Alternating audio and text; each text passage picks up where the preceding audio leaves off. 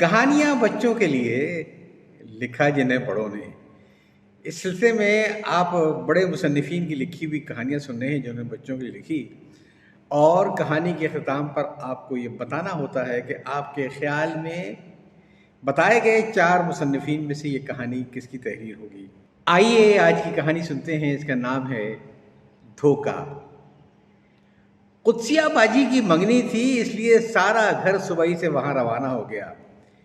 मलका की तबीयत कुछ ठीक न थी, इसलिए मैं और मलका घर पर ही रुक गए। मलका तो लेटकर गज़ाला का मुताला फरमाने लगी। मैंने सोचा कोई मज़मून लिख दूं, मगर मज़मून का प्लॉट समझ में आने के बजाय खाला जान के यहाँ की तकरीब याद आने लगी। कितना उधम मच रहा होगा, कुत्सिया बाजी कितनी प्यारी लग रही, ये और वो। दफतन गफूर ने आकर कहा, छोटी बी, एक बुढ़ा आया है, कह रहा है नौकर रख लें। बड़ी दूर से साहब का नाम सुनकर आ रहा हूँ। अच्छा, मलका ने किताब रख दी। बिल्कुल बुढ़ा है, कमर झुकी हुई है। बुला लूं उसे? मलका ने मुझसे मशवरा लिया। बुला लो, मैंने बेतकल्लुफी से कहा। गफूर उसे लेकर आया तो मालूम हुआ कि गदर का मारा शहजादा चला आ रहा है। मुझे हंसी आ रही थी, इसीलिए मैं तो खिड़की पर जाकर खड़ी हो गई। मलका उसे बोली, बड़े मियाँ, क्या क्या काम कर लेते हैं आप? सब काम करता हूँ, रोटी पकाऊँ हूँ, पुलाव, जर्दा, कोरमा सब पकाता हूँ। उनकी बत्तख जैसी आवाज़ सुनकर तो हंसी जब्त करना इंतहाई मुश्किल था। कहीं काम कर चुके हो? मलका ने पूछा। बहुत जगह, उन्होंने बेनियाजी से फरमाया। ऐसा मज़ेदार खाना पकाता हूँ कि उंगलियां चाटते रह जाओ। उन्होंने कसीदा पढ़ा। वाकई? मैंने भी दिलचस्पी ली। तो क्या झूठ कहूँ? बड़े मियाँ को बुरा लग गया। नहीं नहीं, ये बात नहीं है, आप तो बड़े होशियार हैं। मलका ने मस्का लगाया। तनख्वाह क्या लीजिएगा? गफूर ने कारोबारी बात की। मेरा तो हिसाब होवत है कि एक दिन मुफ्त में काम करता हूँ, फिर तनख्वाह बनावत हूँ। अच्छा, तो आज काम कीजिए, खाना वगैरह पकाइए, मलका बोली। और बड़े मियाँ गफूर के साथ बावर्ची खाने में चले गए। थोड़ी देर बाद मैं यूं ही टहलती हुई बावर्ची खाने में गई। दरवाजे के पास खड़े होकर देखा तो गफूर गायब था और बड़े मियाँ प्लेट में तली हुई मछली के कतले लिए फटाफट उतार रहे थे। मुझे देखते ही हवास रुखसत हो गए। प्लेट हाथ से छूटकर गिरी और कई हिस्सों में तकसीम हो गई। प्लेट टूटने की आवाज़ से गफूर भागा हुआ आया और बुरी तरीके से चीखा, अरे बाबा, प्लेट तोड़ दी। बड़े मियाँ चूहे की तरह सुकड़े चुपचाप खड़े रहे। मैं बोली, कोई बात नहीं, बेचारे ज़ईफ़ है ना। बड़े मियाँ ने नहायत बेचारगी से सर हिलाया और मैं कमरे में भाग आई। हंसी के मारे बुरा हाल था। दोपहर के खाने पर मलका के लिए तो परहेजी खाना, सूप और खिचड़ी मौजूद थी। मैंने अपनी जो प्लेट में सालन निकाला तो अजीब रंग का था। क्या है ये गफूर? मैंने पूछा। बाबा ने पकाया है, उसने कहा। अच्छा कहकर जो एक निवाला मुंह में रखा तो आसमान जमीन सब डांस करते नजर आए। अल्लाह तौबा पानी, मैं जोर से चिल्लाई। मलका ने जल्दी से गिलास बढ़ा दिया, मगर एक घोंट पानी ने पेट में आग लगा दी।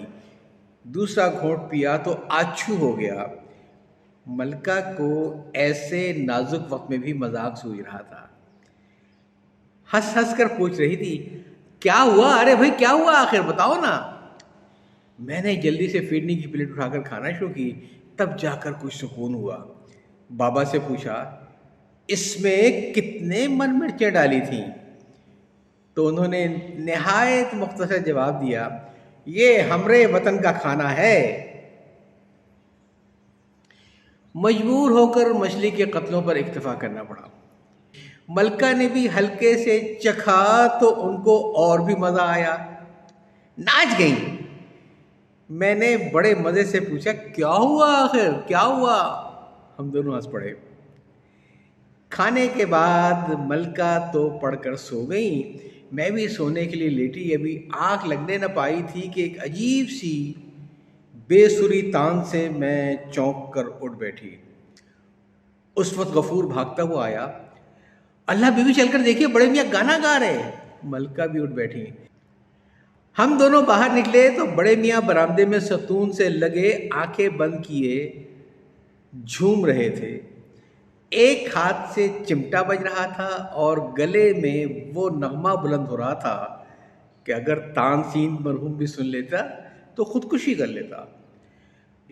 हम लोग बेसाख्ता हंस रहे थे, मगर बड़े मियाँ पर इस हंसी मजाक का रत्ती बराबर भी असर न था।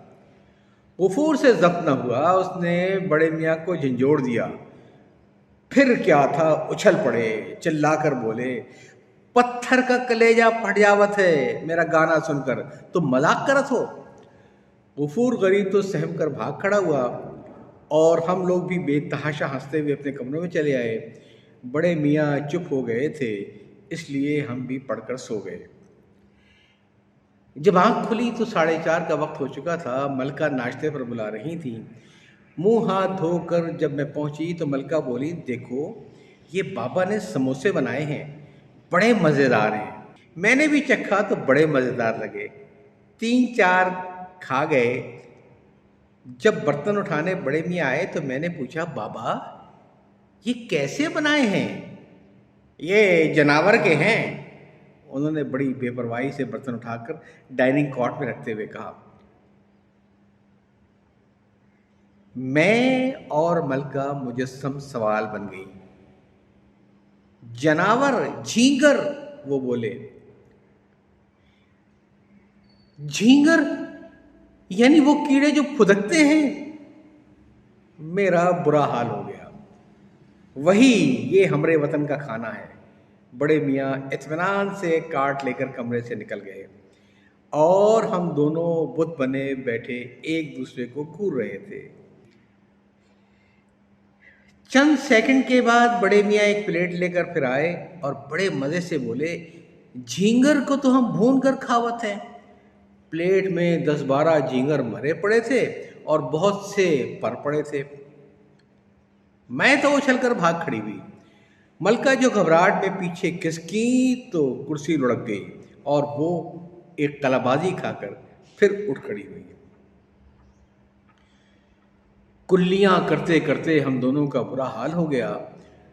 गफूर बदतमीजी से हंसे जा रहा था। बाबा सहन में खड़े ऐसे हैरत से तक रहे थे जैसे कह रहे हो, अजीब जनावर हो तुम लोग भी। थोड़ी देर बाद बाबा बड़ी मिस्कीन सी शक्ल बनाए हमारे पास आए। बीबी, हम छुट्टी मांगता है। जाइए जाइए, छुट्टी है। मलका ने ऐसे लहजे में कहा कि मुझे बेख्तियार हंसी आ गई। मैं रात को आ जाऊंगा, वो बड़े इत्मीनान से बोले।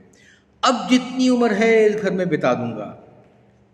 बड़े मियाँ हमारे सरों पर दस्ते शफ़क़त फेरते हुए चले गए और मैंने जलकर कहा, खुदा तुमसे समझे, अम्मी तो तुम्हें 1 मिनट में कान से पकड़कर बाहर निकाल देंगी। मगरिब के वक्त सब लोग आ गए। कुदसिया बाजी की मंगनी के लड्डू आए थे, इस पर छीन झपट होती रही। खाने के बाद हम दोनों ने अम्मी को सारे दिन का किस्सा सुनाया। सबका हंसी के मारे बुरा हाल था। 10:30 बजे के करीब जब हम सोने जा रहे थे तो दरवाजे पर दस्तक हुई।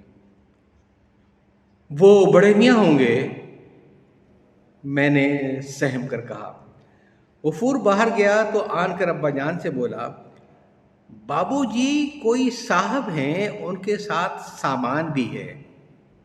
हाय साहब, सामान? अम्मी बौखला गई। मलका बड़े दर्द भरे लहजे में बोली, एक आफत से तो मर मर के हुआ था जीना, और मैंने जल्दी से शेर पूरा कर दिया कि दूसरी पड़ गई अल्लाह नहीं क्या। बाहर से अब्बाजान की आवाज आई, अरे लड़कियों भाग कर आओ, देखो जिम्मी आया है। जिम्मी भैया, मैं चीखी और हम सब चीखते चिल्लाते ड्राइंग रूम की तरफ भागे।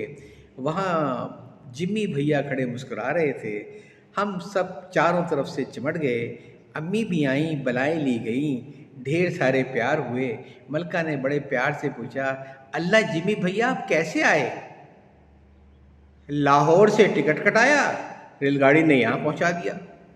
जिम्मी भैया संजीदगी से बोले, अच्छा तो क्यों आए? आप ही बोली।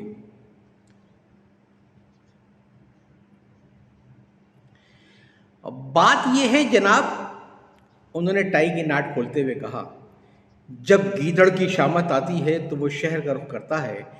यही हाल मुझ गरीब का हुआ। अच्छा तो गीदड़ साहब, मैंने उन्हें धकेल कर सोफे पर बिठाते हुए कहा, ये बताइए आप हम लोगों के लिए क्या लाए हैं? चमगादड़ के लिए क्या लाना, धूप का चश्मा? भैया ने कहा। मैंने एक फलों की टोकरी पर कब्जा जमाया, एक एक सेब सबकी तरफ उछाल दिया। 15 मिनट में टोकरी खाली थी और कालीन पर ढेर सारा कूड़ा जमा हो चुका था। भैया ने अम्मी को मुखातिब किया, मैं समझा था ये लोग कराची जाकर इंसान बन गई होंगी, मगर खैर यहाँ गांधी गार्डन तो करीब ही है ना, कुछ पिंजरे रिजर्व करवाने हैं। हाँ हाँ, मैंने उनकी जेब से चॉकलेट निकाल कर मुंह में रखते हुए कहा, फिक्र ना कीजिए, एक रिजर्व हो चुका है, कल चले जाइएगा, दाखला मिल जाएगा। भैया मेरी तरफ लपके और मैं भागकर डाइनिंग रूम में घुस गई। भैया चिल्लाकर बोले, खैर अभी तुमको बता दूंगा, ज़रा कपड़े बदलूं। और भैया अपना अटैची लेकर बाथरूम को चल दिए। मैं जल्दी से फिर आ गई। भैया जो किताबें लाए थे उस पर सब कब्जा जमाने लगे। कोई 5 मिनट बाद दरवाजे पर दस्तक हुई। अरे अब कौन है? मलका चिल्लाई। अब्बा जान ने दरवाज़ा खोलकर देखा तो बोला, एक बड़े मियाँ हैं। अरे बाबा, मैं चीखी।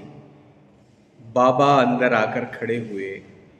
अम्मी उनसे कहने लगी, जी दरअसल ये बच्चियों ने गलती से आपको रख लिया, हमको अभी नौकर की ज़रूरत नहीं है।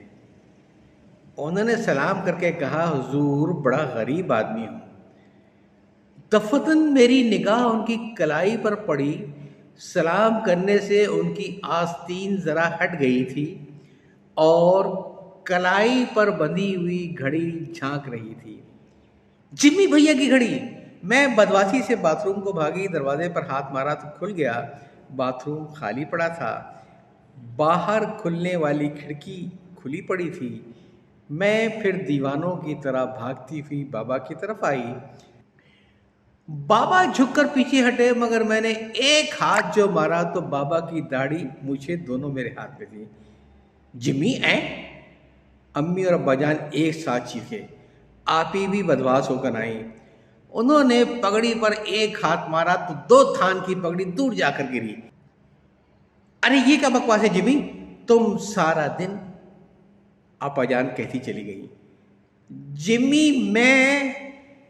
जिम्मी भैया ने बेतहाशा हंसते हुए अपना लिबासा उधार फेंका। वो अपना मखसूस स्लीपिंग ड्रेस पहने हुए थे। सारा घर बेतहाशा हंस रहा था और मैं दम बखुद खड़ी सोच रही थी, वो बाबा, सालन, गाना, झींगर, जिम्मी भैया। दफतन जिम्मी भैया ने आगे बढ़कर कहा, सरकार तबीयत कैसी है? एक कहकहा पड़ा और मैंने जलकर कहा, धोखेबाज। कहानी आपने सुनी धोखा। अब आप ये बताइए कि आपके ख्याल में ये चारों में से किसकी तसनीफ़ होगी? नंबर 1 हिजाब इम्तियाज़ अली, नंबर 2 वहीदा नसीम, नंबर 3 हसीना मोइन, नंबर 4 फ़रखंदा लोधी। याद चाहता हूँ। अल्लाह हाफ़िज़।